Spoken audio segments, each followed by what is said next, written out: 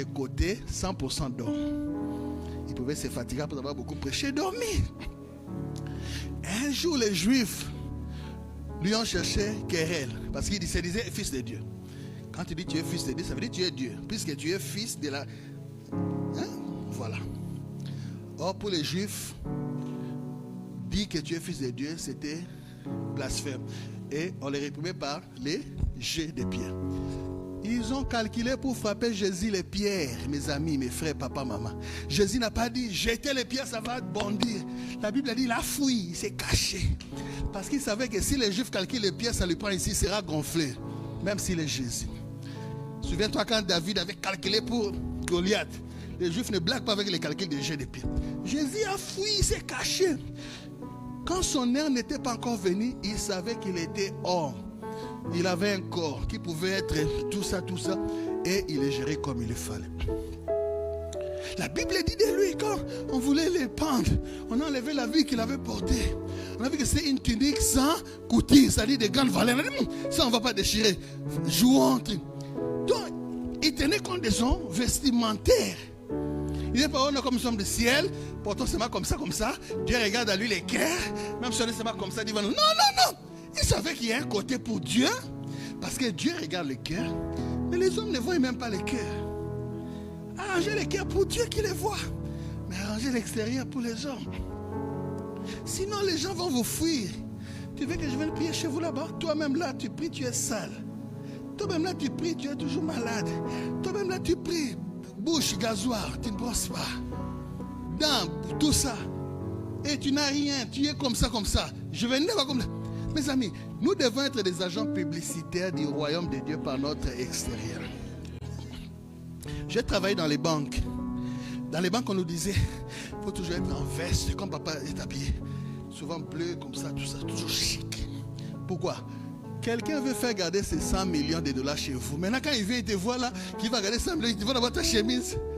Il va d'abord, il dit, c'est lui-même qui va commencer même à voler avant que ça n'entre là-bas. Ils ont besoin de crédit. Jésus s'est occupé de son côté. Il avait des gens qu'il dirigeait. Il marchait avec plus ou moins un contingent proche de 75 disciples. À part les 12, il y avait encore 60.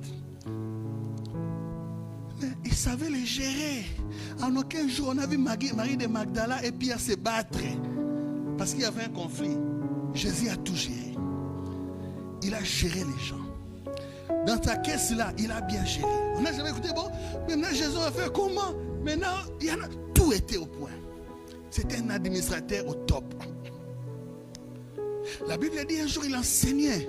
Et les gens disent, oh, qui est celui qui enseigne comme ça? Plus que les scribes. Ça veut dire que les scribes prêchaient d'une manière ndoloyendingi. Vous savez, ça veut dire quoi? Comme ça, bizarre. Mais quand Jésus prêchait, il savait que c'est son travail. Il le faisait avec appoint. Mais bien aimé, écoutez-moi. Nous irons au ciel. Nous sommes sauvés. Mais nous sommes encore sur la terre. Tu dois arranger ton côté humain. C'est important. Le psalmiste a dit, je te loue de ce que tu m'as créé une créature si merveilleuse. Nous sommes beaux. Regarde comme nous sommes beaux. Regardez. Si tu ne crois pas, moi je crois. Regarde comme nous sommes beaux. Regardez. Si tu veux cligner nos yeux, tu clignes. Si tu veux sourire un peu, tu souris. Si tu veux marcher un peu, faire un peu de fier, tu le fais. Si tu veux un peu sauter. Donc, même les gens qui créent les poppies, ils ne sont pas encore arrivés à créer l'homme. Et l'homme est la seule créature où Dieu a dit, créons l'homme à notre image. Ne sous-estime pas ton côté humain. Oui. La plupart d'entre nous, depuis que tu as eu ton diplôme de licence là, tu es fini là. Moi j'ai licence, papa. Va encore, deviens si c'est plus que doctorat. C'est à toi. Les cieux sont les cieux de l'Éternel. Il a donné la terre au Fils des hommes. Soyez un excellent monsieur dans la société. Soyez un employeur qui ne triche pas, qui ne falsifie pas les chiffres. Soyez, alléluia, un fils au foyer qui respecte ses parents, qui obéit. L'une des promesses est liée afin que tu vives longtemps, que tu jouisses sur la terre. Femme au foyer, ne t'embrouille pas avec l'internet ou quoi. Soumets-toi à ton mari. Oh non, je dis pas non. Le mari dit ah, toi tu dis ah. Le mari dit non. Toi, tu dis non, non, non. Le mari est à et toi, tu dis non. Non. Le manufacturier, c'est lui qui indique comment les produits doivent être utilisés. C'est lui qui a créé le mariage. A dit, femme, soyez soumise. C'est pas parce que tu as un salaire de plaisir zéro par rapport à ton mari que tu penses que tu es devenu plus géant que lui. Même si physiquement tu es plus géant que lui, spirituellement et divinement parlant, il est plus géant que toi, il est ton chef. Et toi aussi, homme, aime ta femme. Oh, bah c'est votre sollicité. Jésus était le second Adam. Vous savez, l'homme que Adam a échoué d'être, c'est ce que Jésus a été et il nous a donné l'exemple. Et pour terminer, je crois que mon heure est déjà passée. La Bible dit que le quatrième être vivant était semblable à un lion, à un aigle qui vole. Les aigles n'habitent pas sur la terre. Les aigles habitent les ciels. Même leurs nids sont dans les sommités. Souvent, quand ils viennent sur la terre, c'est soit pour prendre des poissons et partir, attraper proie et puis aller. Mais l'air vie, c'est le ciel. L'aigle, c'est l'image de la divinité. Et quand vous regardez l'évangile de Jean, c'est lui qui présente les côtés divins de Jésus. Regarde, dans Jean, il n'y a pas de généalogie. Vous savez pourquoi? Vous savez pourquoi? Les dieux ne naissent pas. Les dieux ne naissent pas. On n'accouche pas les dieux. Les dieux existent. Papa, les dieux existent d'eux-mêmes. La Bible dit de Jésus, dit, son origine remonte aux temps anciens, au jour de l'éternité. Avant qu'il n'entre dans le ventre de Maria, d'éternité en éternité, il est Dieu. Il n'a pas commencé dans le ventre de Marie.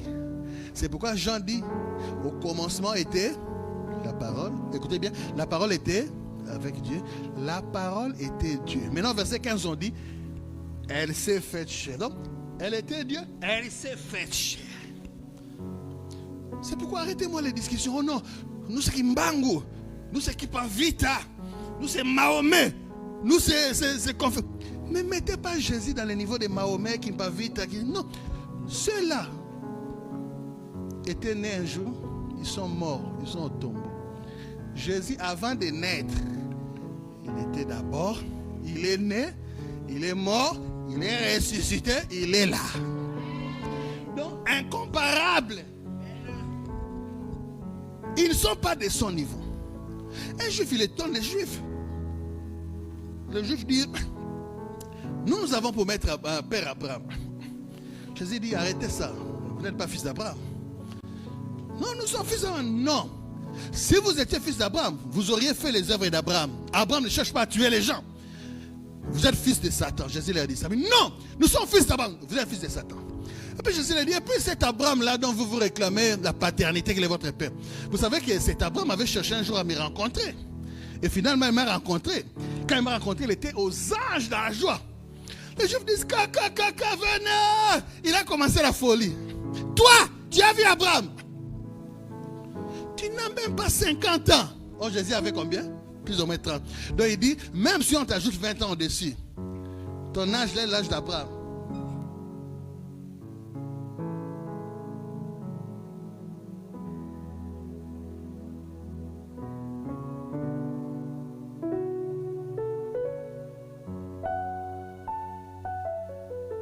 Tu as contre moi. La Bible dit qu'il y avait un rocher.